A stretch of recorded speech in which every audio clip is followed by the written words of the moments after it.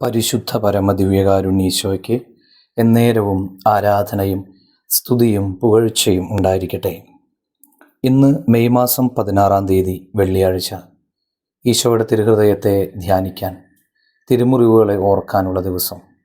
ഈശോയെ, അവിടുത്തെ തിരുച്ചോരയാൽ ഇന്ന് ഞങ്ങളെ പൊതിഞ്ഞ് സംരക്ഷിക്കണമേ. പോകുന്നിടത്തെല്ലാം ഞങ്ങളോടൊപ്പം അങ്ങ് ഉണ്ടായിരിക്കണമേ. അങ്ങേക്ക് ഹിതകരമായത് മാത്രം ഇന്ന് ചെയ്യുവാൻ ഞങ്ങളെ ഇടയാക്കണമെന്ന് പ്രാർത്ഥിക്കുന്നു. മർക്കോസിൻ്റെ സുവിശേഷം 6-ാം അധ്യായം 43-ാം വചനം ധ്യാനിക്കാം. ബാക്കി വന്ന അപ്പക്കഷ്ണങ്ങളും മീനും 12 കുട്ട നിറയെ അവർ ശേഖരിച്ചു.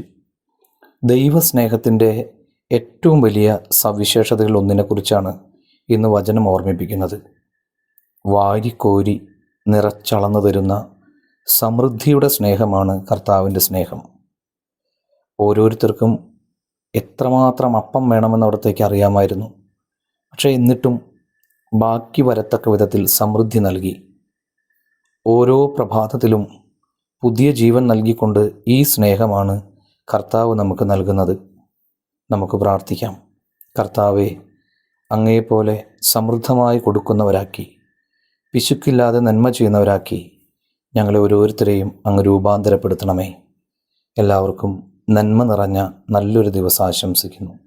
നമ്മുടെ കർത്താവ് ഈശോ മിശിഹായുടെ കൃപയും പിതാവായ ദൈവത്തിൻ്റെ സ്നേഹവും പരിശുദ്ധാത്മാവിൻ്റെ സഹവാസവും നാം എല്ലാവരോടും കൂടെ ഉണ്ടായിരിക്കട്ടെ, ഇപ്പോഴും എപ്പോഴും എന്നേക്കും. ആമേൻ.